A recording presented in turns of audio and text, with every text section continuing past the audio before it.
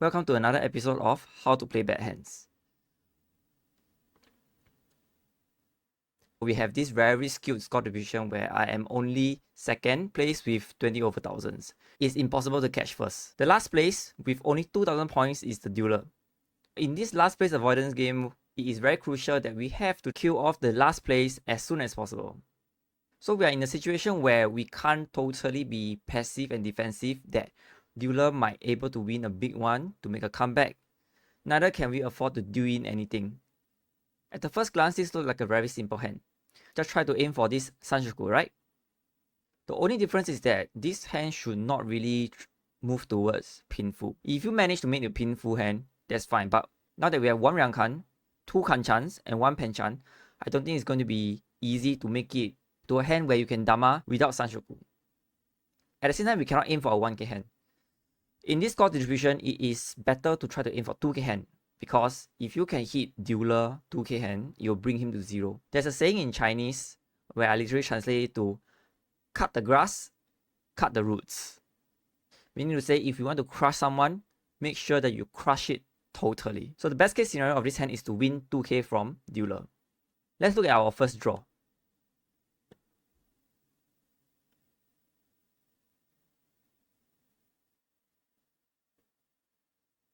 $6M being our first draw is a decent draw.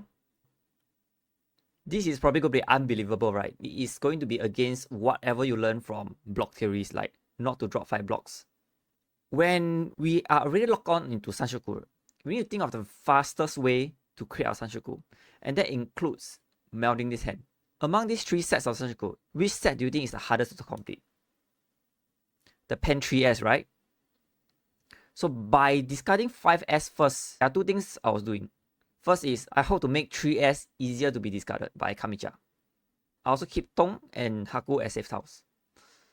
I also do not really need 1 extra set because I will view my 5, 6, 7, 7 as 1.5 blocks. Imagine that I keep the 5S and I drew in 6S. It's going to force me out of Sanshoku, which I don't want it anyway. So the 6S don't really help. So the next draw is one which makes the hand shape a bit better. For example, if you draw 3S, your bad shape is only left with 1 Kanchan. So I'll keep it for now and drop on a tile. Next turn I drew a 1 out Shah. As Kamicha has already discarded a Dora 9S, I'm a bit wary that he might come with an early Riichi. So I discarded Haku first in case it gets dangerous. Haku is also a form of Sakigiri against other players who might be thinking of trying to win fast hand. So especially dealer, he might try to Renchan and might be trying to go for any Yakuhai Pong. Kamicha this time discarded an Aka 5P, which means that he does not have any Pinzi. And I try to keep tiles that is unwanted by other players because first, it is easy to form sets around them. Second is that if I want to fold, it's still easy to fold with them. So it's a good offense, both defensive and offensive tile. But if I want to keep this 7P, it also means that I'm going to drop Shah. Why is it that I don't want to drop? In case you're wondering, why do I not want to drop 7S instead? It's because I want to keep space for the Dora 9S. If I can get a pin 1 Dora or open Sanshoku 1 Dora, then that will achieve our aim of 2k hand. But now that we see Kamicha has dropped 9S Dora and Aka 5P, it also means that there could be a chance that he might not be easily release the Manzu so much anymore. So I cannot really rely on 4-7M as a very decent block. This makes 7P a possible ramen block, and then I can complete a set from there and drop 5-6M, then use 7M as my pair. Once that happens, then my 2M might actually flow out easier by Kamicha, possibly. At the same time, I'm not going to drop this Shah because it's a safe tile, so I commit back to Sanshoku by discarding 1M. Next time I drew Hatsu. Even though 1 is out, I'm still a bit paranoid that they might still pair up and let dealer Renjan. So I drop it. Next turn, I got a life pay. Even though these 2 turns, my hand has not progressed much, some things have changed on the discards. One of them is that 2 AP is already out. Second is that pay being live, I actually hope that I can assist Shimocha to pong the pay later on.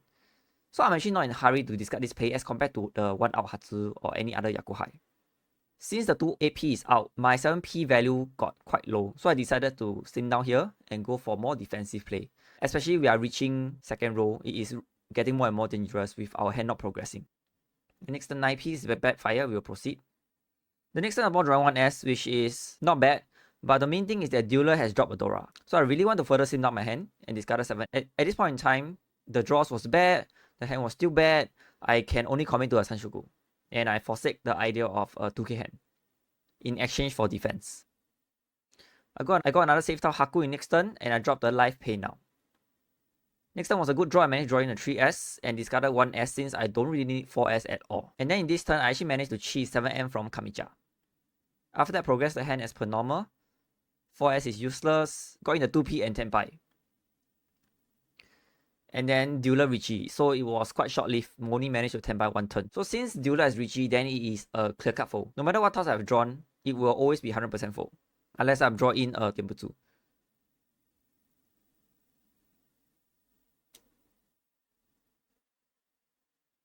The only dangerous tile that I will kind of push here is only AM. So with Snapfold here, we just want 2P.